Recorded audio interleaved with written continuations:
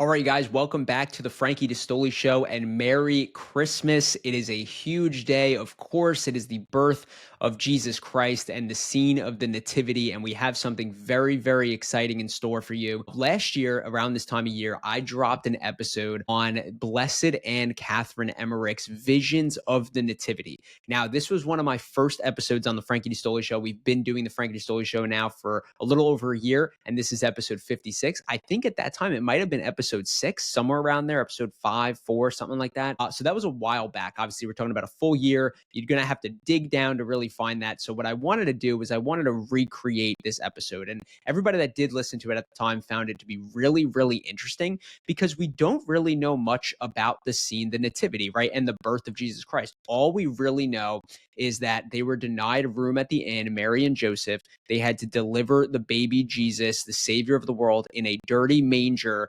And then 3 wise kings came to visit, giving him gold, frankincense, and myrrh. Like, that's pretty much all that we know, all that we understand. So in this episode of the Frankie D'Astoli Show, I want to dive into Blessed Catherine's visions and what she really saw and how detailed she got. Now, last year, I did something a little bit different. I had the paper in my hand and I was reading it and I was kind of breaking things down. I'm going to be doing the same exact thing today, but I'm actually going to share my screen because I'm a little more tech savvy now.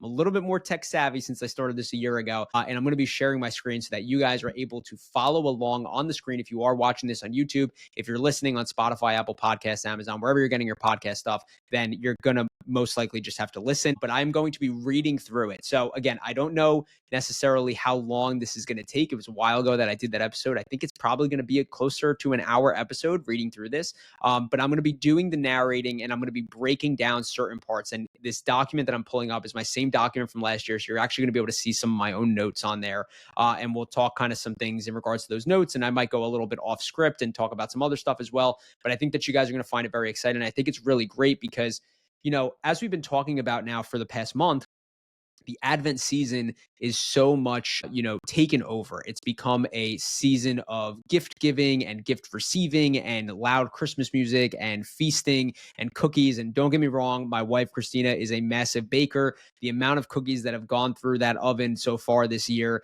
has been an insane amount. We've literally even had a cookie party at my house. I've eaten so many cookies. So I fall in that boat. But when we get to this day, when we get to Christmas Day, it's a great opportunity for us to reflect on what this is about as we've been preparing all of Advent in patience, in peace, in penance, in doing those things. And now we're finally here. And to be able to put ourselves in the vision of Blessed Anne Catherine Emmerich of this nativity scene is really, really beautiful. And there's so much to pull from it. Now, one thing I wanted to say here, little disclaimer. This is not dogma, right? This is not something that the Catholic Church has said you absolutely need to listen to this. This is accurate. It's 100% true. This is what the nativity was. It isn't that. This isn't dogma. This isn't actual facts. This is a vision from someone who is on their way to sainthood. She's a blessed, which is one step before sainthood, which means that she has had at least one documented miracle or has had one documented miracle from her life here past being alive on this earth, and she is on her way to being a saint. And she's had many, many visions, and you can go, I'll drop the link to kind of all of her accounts of visions into the show notes. You guys could go. She's got some awesome visions on the Blessed Mother, the Blessed Virgin Mary and Saint Joseph, their marriage, where their wedding ring is, where Mary's wedding ring is. She's got a lot of descriptive stuff on there, so things that you could all kind of dive into on your own, as she's was an awesome mystic. So without further ado, welcome back to the Frankie D'Astoli Show. Merry Christmas. Let's get into it. All right, guys. So here we are, the Nativity. And again, it gets very, very descriptive. So just stay with me a little bit. If it seems like it's kind of, dragging on a little bit and stuff like that, sometimes she just Blessed Anne gets very descriptive with the cave and a lot of these other things. But a couple things to note here. It starts off with Joseph and Mary traveling into Bethlehem just kind of a day or two before the birth of Jesus Christ. And one little thing that you're going to make note, I'm going to say the word she ass. That is a donkey that is kind of traveling along with them. And Blessed Anne kind of reflects on the donkey and talks about its along those lines. So without further ado, let's get into it. The distance from the public house to Bethlehem may have been 3 hours. Mary and Joseph went around by the north, approached the city on the west. A short distance outside the city, about a quarter of an hour's walk, brought them to a large building surrounded by courtyards and smaller houses. There were trees in front of it, and all sorts of people encamped in tents around it. This house was once the paternal home of Joseph, and ages before it had been the family mansion of David. It was at this period used as the custom house of the Roman taxes. Joseph still had a brother in the city who was an innkeeper. He was not his own brother, but a stepbrother. Joseph did not go near him. Joseph had 5 brothers, 3 own brothers, and 2 stepbrothers. Joseph was 5 and 40 years old. He was 30 years and I think 3 months older than Mary. He was thin, had a fair complexion, prominent cheekbones tinged with red, a high open forehead, and a brownish beard. I just want to make a couple notes here before we continue reading. A few things. As we could see here, when you look back at the Old Testament, there's so much brokenness that Jesus Christ comes through, right? You see brokenness from the very, very beginning of the patriarchs, obviously brokenness with Adam and Eve. But even in the New Testament here, from the Blessed Anne's visions, we see that there's some brokenness even on St. Joseph's side of the family. And although he's extremely just and righteous and was gifted by God with a mission from the moment he was born, we can see here that there's brokenness in his family. One other thing that I find is very interesting is Blessed Anne gives a good description of the age difference between Joseph and Mary. And I think you see a lot of people that will say, Joseph was 91 years old. There's some art that makes him look to be this extremely old guy. And all of that is really, in a sense, to protect the virginity of Mary. But for my opinion, what I felt and what Father Calloway had talked a lot about in his Consecration to St. Joseph book is that St. was really around 28 to 33 years old when, he was betrothed to Mary. And there was a lot of vile within him. There was a lot of zeal. There were a lot of, strong passions. He wasn't this kind of depleted elderly man. He was this young, strong man who had passions and kept those passions in control, right? And here, Blessed Anne kind of finds a little bit of middle ground there. She says that he's about 45 years old and he's 30 years and maybe 3 months older than Mary, which would put Mary at about 15 to 16 years old here, which is what, from historically has been known about Mary's age roughly when she was giving birth to Jesus, around that 16-year-old. So a little bit of background on them for there. We're going to continue. The little she-ass was not with them here. She had ran away around the south side of the city where it was somewhat level, a kind of valley. Joseph went straight into the custom house, for all the newcomers had to present themselves there and obtain a ticket for entrance at the city gate. The city had properly no gate, but the entrance lay between 2 ruined walls that looked like the remains of a gate. Although Joseph was somewhat late in presenting himself for assessment, he was well received. Mary remained in a small house in the country yard among the women, who were very attentive to her and offered her something to eat. These women cooked for the soldiers. The latter were Romans, as I could tell by the straps hanging around their hips. The weather was lovely, not at all cold, the sun lighting up the mountain between Jerusalem and Bethania. One can see it very well from here. Joseph went up to a large room in the upper story where he was interrogated, who he was, etc.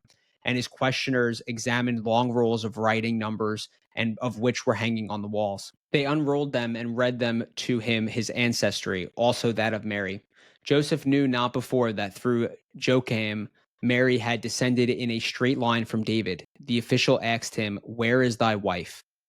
For 70 years, the inhabitants of this part of the country were not regularly assessed. Owing to various political troubles, I saw the numbers 5 and 2, and that certainly makes 7. The tax collecting had already been going on for many months, but 2 payments were still to be made. The people had to remain almost 3 months. They had indeed paid something here and there during those 7 years, but there had been no regular collection of taxes. Joseph did not pay anything on that first day, but his circumstances were inquired into. He told the official that he had possessed no real estate and that he lived by his trade and the assistance of his wife's parents. Mary was also summoned to appear before the clerk, but not upstairs. She was interrogated in a passage on the first floor, and nothing was read to her. So I think this is a good opportunity to talk a little bit about the financial status of the Holy Family. We understand that Joseph was a carpenter. That's where he comes from. But we see here that they truly are in this poverty state, even to the point of him having to rely on Mary's parents for support. And this is necessary, guys. I think this is really necessary because when we talk about the Holy Family, it'd be very different if Jesus was born into a wealthy, noble family. And although Joseph and Mary are from the line of David and there's nobility and descent there, they now are in this poverty state. And I think that's important to really understand as we talk about having Jesus Christ and having him fully and having everything when we have Christ. The Holy Family is a perfect example of that. Moving on. There were numbers of clerks and functionaries in the house, scattered throughout the different rooms, and a great many Romans and soldiers were to be met in the upper stories. There were also Pharisees and Sadducees, priests and elders, and all sorts of clerks and officials of both Jewish and Roman extraction. There was no such payment of taxes going on in Jerusalem, but in many other places, in Magdalene, on the Sea of Galilee, for instance, taxes were being received. The Galileans had to pay there, and the people of Sidon too, partially on account to their commercial intercourse, I think. Only those that had no establishments, that possessed no real estate, had to report at their birthplace. The receipts for the first 3 months were to be divided into 3 parts. The emperor Augustus, Herod, and another king who dwelt in the neighborhood of Egypt had a share in them. The king near Egypt had gained some advantage in war, had a claim upon a certain district far upon the country. Consequently, they had to give him something. The second payment had some reference to the building of the temple. It was something like a payment on money advanced. The third was for the poor and for the widows who had received nothing for a long time. But it all went as such things do in our own day, little to the right man. Good reasons were easily found for its remaining in the hands of the great. Incessant writing and moving to and fro were kept up. Joseph then went with Mary straight to Bethlehem, on whose outskirts the houses scattered, and into the heart of the city. At the different streets they met, he left Mary and the ass standing while he went up and down in search of an inn. Mary often had to wait long before Joseph, anxious and troubled, returned. Nowhere did he find room. Everywhere he was sent away. And now it began to grow dark. Joseph at last proposed going to the other side of the city, where they would surely find lodgings. They proceeded down a street, which is more of a country road than a regular street, for the houses stood scattered along the hills, and at the end of it reached a low, level space or field. Here stood a very beautiful tree with a smooth trunk, its branches spread out like a roof. Joseph led Mary and the beast under it, and there he left them to go again in quest of an inn. He went from house to house, his friends of whom he had spoken to Mary, unwilling to recognize him. Once during his quest he returned to Mary, who was waiting under the tree. He wept, and she consoled him. He started afresh on his search, but whenever he brought forth an approaching delivery of his wife as a pressing reason to receive hospitality, he was dismissed still more quickly. I think here in this, part of this reading here and part of this vision, we see the raw emotions of Saint Joseph. We see him, really pushing to find a place for Mary to be. And then we see him coming back in this disappointed state. And I think, honestly, for us men, we could relate to this, right? We could very much relate to this, going out, wanting to provide for our family, doing what we need to do, doing what we can do, and then coming back and just still coming up short, not being able to, provide in the way that we want to. And Saint Joseph is a perfect model for this. He's a great person to pray for intercession for whenever we're trying to provide for our family and we're hitting a little bit of a roadblock. And I think a couple other things that we could pull from here, guys, is we could see the way Mary consoles Saint Joseph, right? She doesn't go to him and say, oh my gosh, like you told me your friends were going to accept us, and now here I am, and I have to deliver this baby, and we have nowhere to go, and I'm lying up against a tree. She doesn't say any of those things, right? She sees that he's trying, and she consoles him. And she's there for him, and she's kind of his strength, right? He goes back to Mary. He's feeling down. He's feeling out. He sees her. He's consoled by her. He's held by her, and he's restored. And he goes back out and he tries again. And I think for a husband and wife, that's a perfect relationship, right? The husband needs to be able to show some vulnerability, some emotions to his wife, and his wife needs to be able to restore him and give him strength to go out and continue to push on. So we see that in our Blessed Mother and Saint Joseph here, which is so beautiful. Moving on. Meantime, it had grown dark. Mary was standing under the tree, her ungirdled robe falling around her in full folds, her head covered with a white veil. The ass was nearby, its head turned toward the tree, at the foot of which Joseph had made a seat for Mary with baggage. Crowds were hurrying to and fro in Bethlehem, and many of the passerbys gazed curiously at Mary, as one naturally does on seeing a person standing alone in the dark for a long time. I think also that some of them addressed her and asked her who she was. They little dreamed that the Savior was so near. Mary was so patient, so tranquil, so full of hope, and she had indeed longed to wait. At last she sat down, her hands crossed on her breast and her head lowered. After a long time, Joseph returned in great dejection. I saw that she was shedding tears, or excuse me, I saw that he was shedding tears. And because he had failed again to find an inn, he hesitated to approach. But suddenly he bethought him of a cave outside of Bethlehem, used as a storing place by the shepherds when they brought their cattle to the city. Joseph had often withdrawn thither to conceal himself from his brothers and to pray. It was very likely to be deserted at that time of season, or if any shepherds did come, it would be easy to make friends with them. He and Mary might there find shelter for a while, and after a little rest, he would go out again on his search. So a few things here.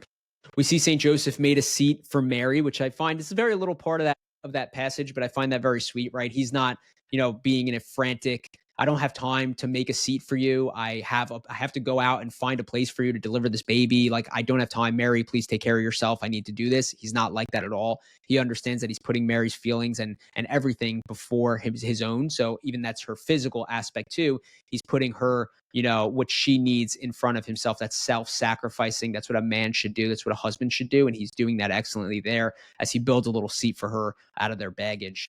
And then we also see, this description of Mary in her tranquility, in her patience. And you got to remember, Mary is sinless, right? She was immaculately conceived.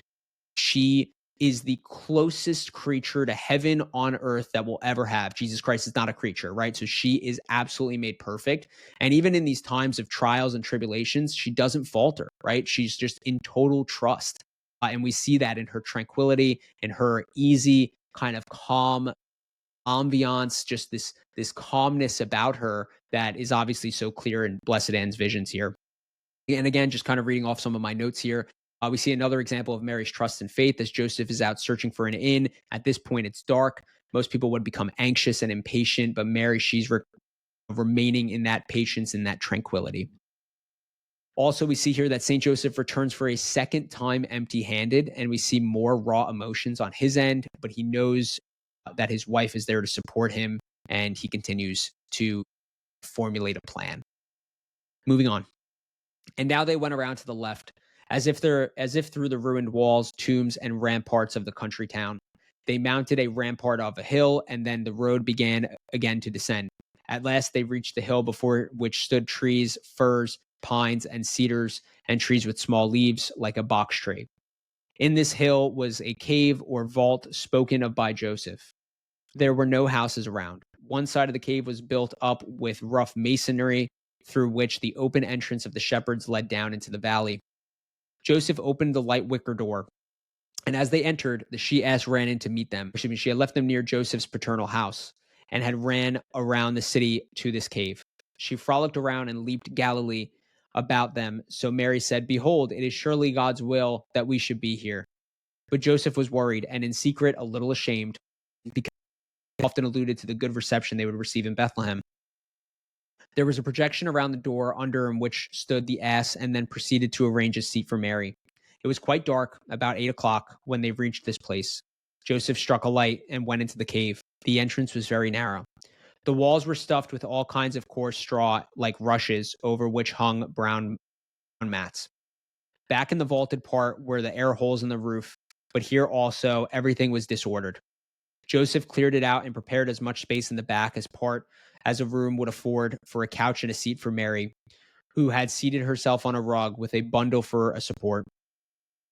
The ass was then brought in, and Joseph fastened a lamp on the wall. While Mary was eating, he went out to the field in the direction of the milk cave and laid a leathern bottle in the revolt that it might fill. He went also to the city, where he procured some little dishes, a bundle of things, and I think some fruit. It was indeed the Sabbath, but on the account of the numerous strangers in the city and their need of various necessaries, provisions and utensils were exposed for a sale on tables placed at the street corners. The price was paid down on the spot. I think servants or pagan slaves guarded the tables, but I cannot remember for certain. Sorry, guys, there's a few words in here that I've never read before, I've never seen, so if I'm stuttering a little bit, I apologize.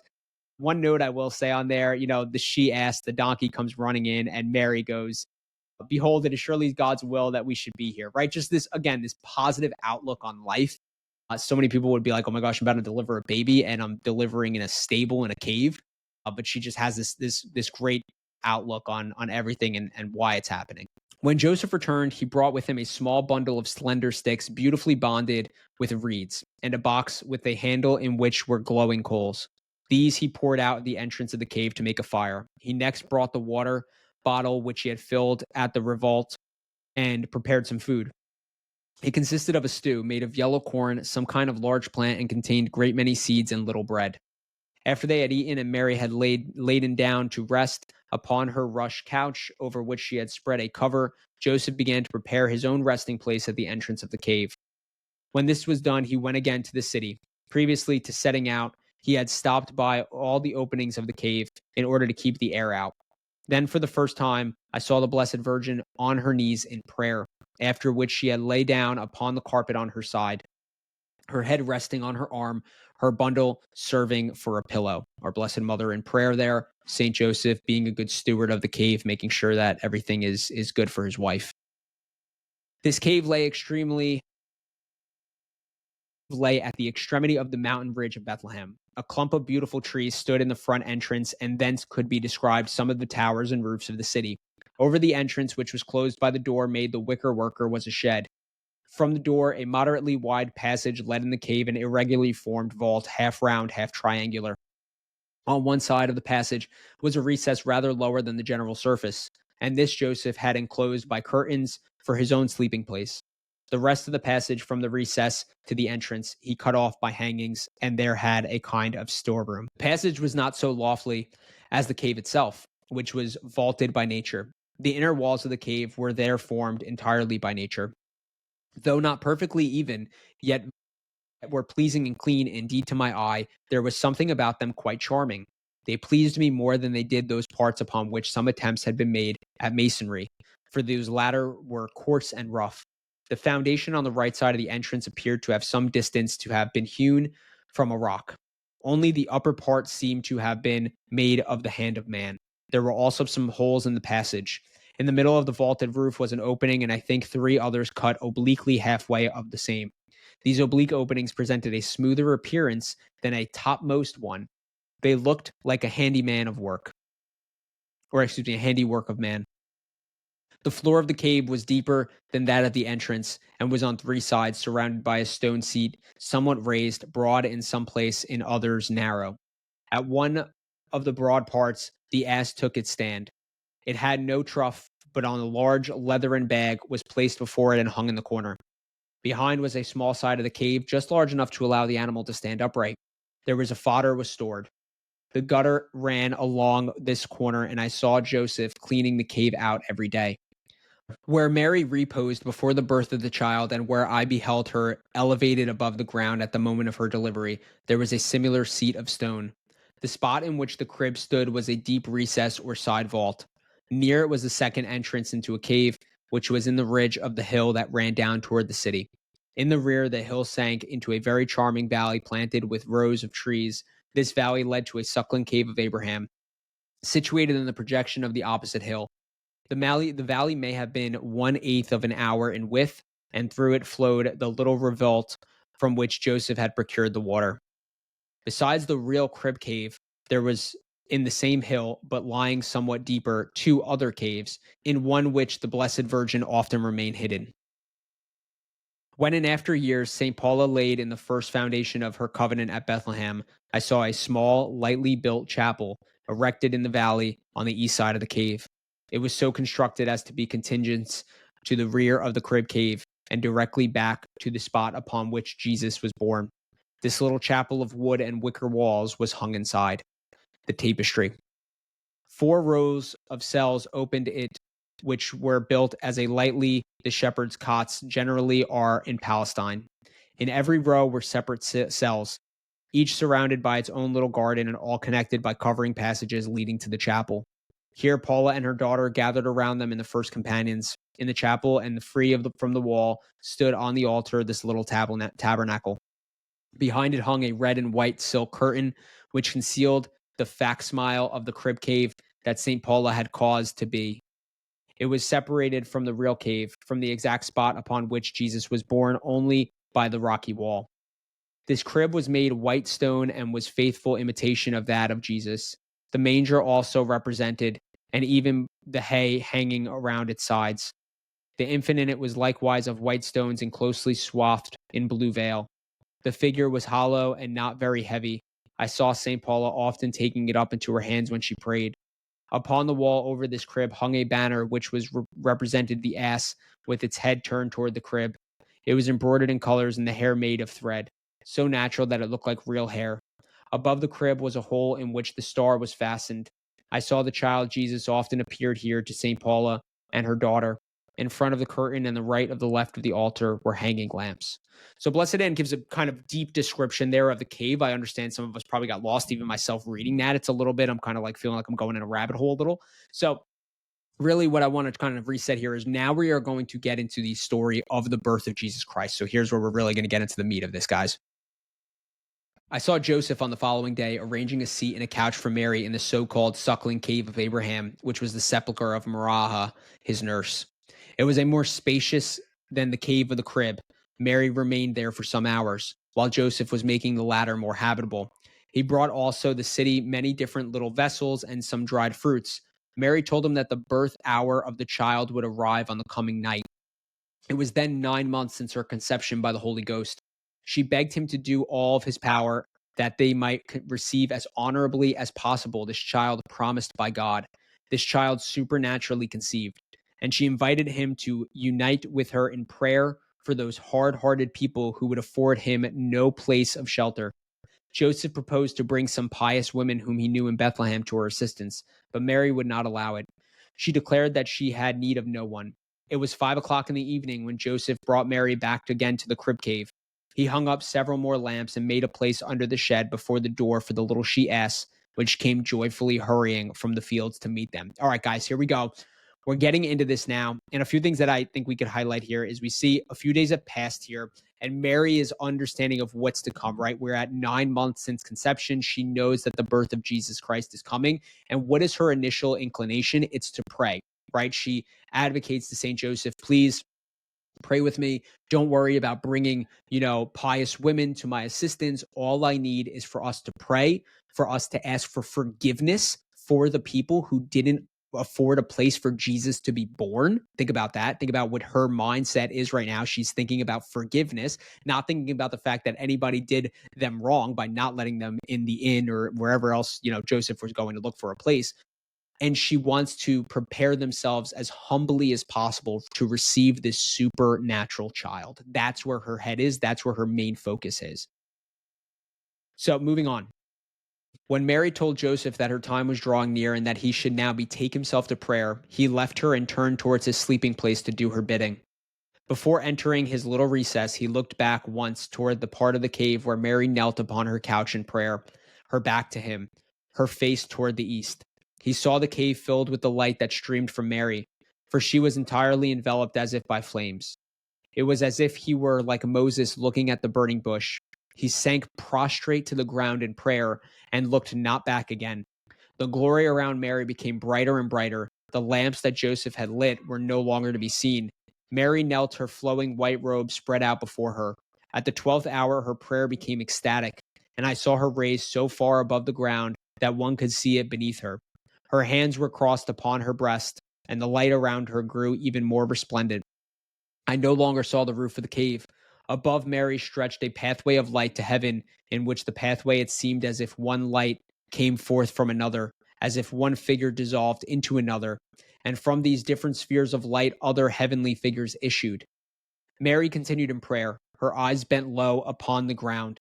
At that moment, she gave birth to the infant Jesus. I saw him like a tiny, shining doll lying on the rug at her knees, and brighter far than any other brilliancy. He seemed to grow before my eyes, but dazzled by the glittering and flashing of light. I know not whether I really saw that or how I saw it. Even inanimate nature seemed stirred. The stones of the rocky floor and the walls of the cave were glimmering and sparkling as if instinct with life. All right, guys, a lot to break down there, right? We see the birth of Jesus Christ, and we see a few different things here. Let's take it from St. Joseph's perspective first. He's going to pray. He's taking time to spend in prayer. Mary is doing this all within herself. Now, again, something to break down here, right? We see here that Joseph's praying. He's in a prostrate position, which is a very submissive position. His head is on the floor. He's very much giving himself fully physically over to God, saying, I am yours. Take me. This is it. I'm surrendering myself over to you. We see that Mary is in prayer. And we see throughout the entirety of this, when Mary gives birth, she has no pain. She is strictly in prayer and she enters into kind of this ecstatic state. And this is kind of a seed of the fact that she's the Immaculate Conception. Being that she's the Immaculate Conception, she does not have original sin. Labor pains, birth, women giving birth and having labor pains is a byproduct of original sin, right? If you go back to the book of Genesis, it clearly states that you could understand why that's a byproduct of that. Because Mary was born without original sin, because she's already full of grace, as the angel Gabriel says, she does not have labor pains. So we see that when Jesus Christ is being brought into the earth, this is not a painful delivery. She is in prayer. She is in full communion with God as she's having this delivery. And I think it's so beautiful the way Blessed Anne describes this, that when St. Joseph looks at Mary, it's like Moses looking at the burning bush. He's seeing this beauty that God has given in Mary. And it's very enveloping to St. Joseph, right? When he's looking at it, he's just very captivated by it. We see here, obviously, as we move forward here, that at the 12th hour, her prayer became ecstatic. We're talking about our Blessed Mother. Her prayer became so ecstatic that our Blessed Anne Catherine sees her rising above the ground. And we see also that at the moment of birth for Jesus Christ, that she laid him on the rug at her knees, and he was brighter than any other brilliancy, right? So just a beautiful imagery here of the birth of Jesus Christ. Moving on here. We're almost through, guys. Mary's ecstasy lasted some moments longer. Then I saw her spread a cover over the child, but she did not yet take it up, nor even touch it. After a long time, I saw the child stirring and heard it crying, and then only did Mary seem to recover full consciousness. She lifted the child along with the cover, and she thrown over him and put him to her breast and sat veiled, herself and her child quite enveloped. I think she was suckling it. I saw angels around her in human form prostrate on their faces. It may perhaps have been an hour after the birth when Mary called St. Joseph, who still lay prostrate in prayer. When he approached, he fell on his knees, his face to the ground, in a transport of joy, devotion, and humility. Mary again urged him to look upon the sacred gift from heaven. And then did Joseph take the child into his arms. And now the Blessed Virgin swathed the child in red, and over that in a white veil, up as far as under the little arms and upper part of the body, from the armpits to the head. She wrapped up in another piece of linen. She had only 4 swaddling cloths with her. She laid the child in the crib, which had been filled with rushes and fine moss, over which was a spread cover that hung down at the sides. The crib stood over the stone trough, and at this spot the ground stretched straight and level as far as the passage, where it made a broader flexure toward the south. So let's break this down here. Mary's ecstasy is continuing after she gives birth. The child Jesus is laying in front of her, but she's still in this kind of communicative state with God, with our Lord. And you got to wonder, like, what's that like? Right? What kind of conversation is going on there? What's exactly happening between the Holy Ghost and our Blessed Mother there? And then we see that St. Joseph is still laying prostrate for like an hour at this point, and Mary finally calls him over. And we see this, the way that St. Joseph approaches. This is really one of my favorite parts about this entire passage. When he approached, he fell on his knees, his face to the ground. St. Joseph sees the child Jesus. He realizes how unworthy he is while he's approaching. Even though he's been gifted this mission from God, even though he's been visited by the angel and had his own version of the Annunciation, even though he's accompanied Mary throughout these 9 months and is in the cave helping her deliver this child Jesus, he still feels unworthy. And he falls on his knees, face down. Think about this when we're approaching the altar, when we're approaching the Eucharist. Do we feel this level of humility? Do we feel this level of unworthiness? Or are we just kind of going up and taking communion and walking back to our pew like it's any other day? Saint Joseph, the way he approaches Jesus here in the Nativity, this is how we should approach the altar every single Sunday or anytime we go receive the Holy Eucharist. Saint Joseph is our model right here. With humility, with this level of unworthiness, with this level of just never being able to, amount to the sacrifice that Jesus gave for us to die on the cross. Saint Joseph is a perfect model for that. All right, we're going to wrap up here, guys. We got one more small little passage.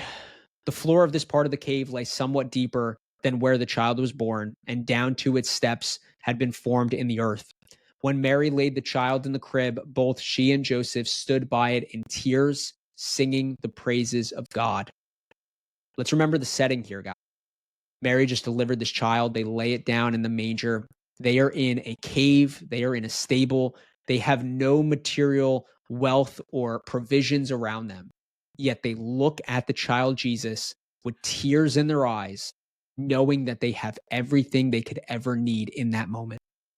When we have Christ, we have everything.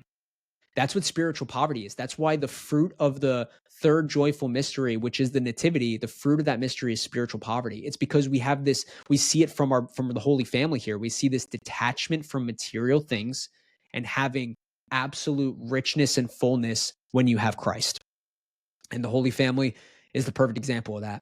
And when they laid the child down in a manger, which is an Italian word for mangia, which means we eat, right? Christ is the bread of life.